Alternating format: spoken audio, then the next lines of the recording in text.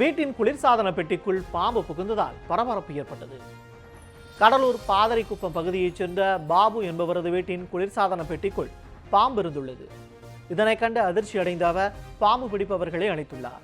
அவர்கள் குளிர்சாதன பெட்டிக்குள் இருந்த சாரை பாம்பை பத்திரமாக மீட்டு காட்டுப்பகுதிக்குள் விட்டனர். வீட்டின் குளிர்சாதன பெட்டிக்குள் பாம்பு புகுந்த சம்பவம் அப்பகுதியில் அச்சத்தை ஏற்படுத்தியுள்ளது.